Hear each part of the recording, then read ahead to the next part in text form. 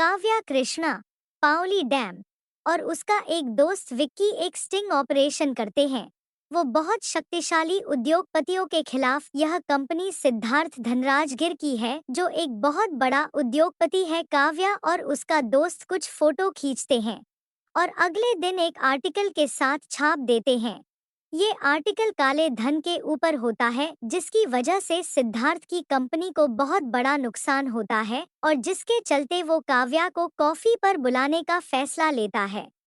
काव्या उसका निमंत्रण स्वीकार कर लेती है और कॉफी के लिए उसके साथ चली जाती है, जहां सिद्धार्थ उसे अपनी कंपनी में जॉब की पेशकश करता है, वो भी 3% ज्यादा सैलरी के साथ साथ एक आलीशान फ्लैट और एक गाड़ी भी, जिसे काव्या मान जाती है। काव्या और सिद्धार्थ दोनों एक बिजनेस ट्रिप पर जाते हैं, जहां दोनों रात को खाने पर मिलते हैं। रात के माहौल में वो दोनों काफी रोमांटिक हो जाते हैं और वो दोनों एक दूसरे में खोने में लगते हैं तथा आलिंगन मुग्ध हो जाते हैं और पूर्ण रूप से प्यार की अनुभूति का अनुभव करते हैं।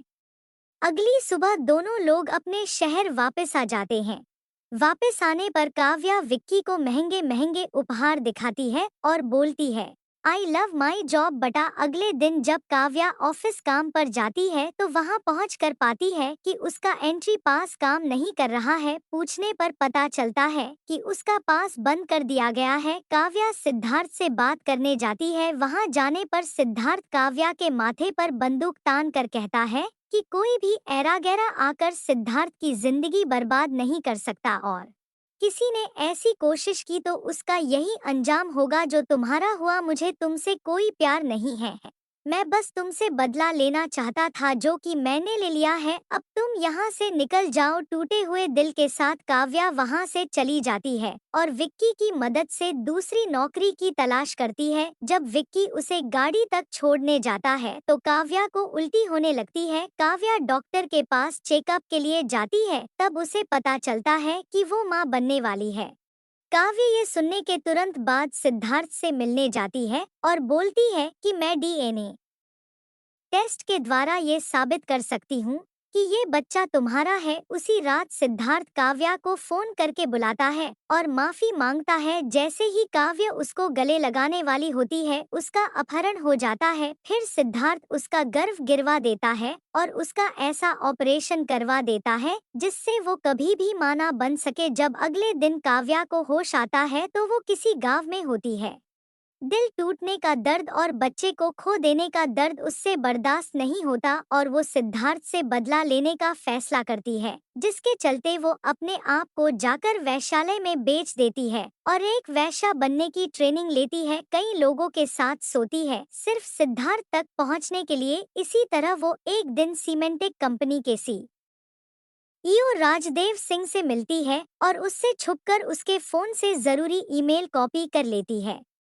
अगले दिन सिद्धार्थ की कंपनी को जरूरी सूचना लीक हो जाने की वजह से काफी बड़ा नुकसान हो जाता है। इसके बाद वो सिद्धार्थ से मिलकर उसको बर्बाद कर देने की धमकी देती है। सिद्धार्थ काव्या के घर में कैमरे लगवा देता है, जिसका पता काव्या को लग जाता है। वो उसके ही हथियार को उसके विरुद्ध इस्तेमाल करती है और अपने घर पर राजदेव सिंह को बुलाती है। इसके बाद सिद्धार्थ राजदेव सिंह को मरवा देता है और झूठे सबूतों के बल पर काव्या को फंसा देता है।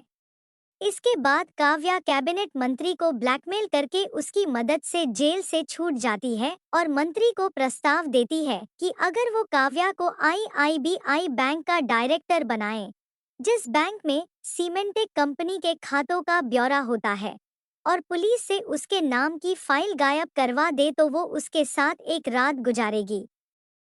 इस प्रस्ताव को मंत्री स्वीकार कर लेता है। इसके बाद काव्या विक्की की मदद से सिद्धार्थ की कंपनी के खाते की सारी जानकारी निकाल लेती है और एक जनरल बोर्ड मीटिंग में सिद्धार्थ के काले धन का पर्दाफाश करके उसे बर्बाद कर देती है। इसके बाद काव्या वापस घर आ जाती है। विक्की उसे एक घड़ी गिफ्ट करता है। वहां वो राजदेव सिंह की पत्नी को देखती है, जो कि उसका ही इंतजार कर रही होती है। उसके हाथ में बंदूक होती है और वो काव्या को मार देती है, ये समझकर कि काव्या ही उसके पति की कातिल है। काव्या को मारने के बाद वो खुद को भी मार लेती है। फिल्म खत्म होती है एक बैकग्राउंड आवाज काव्या की के साथ।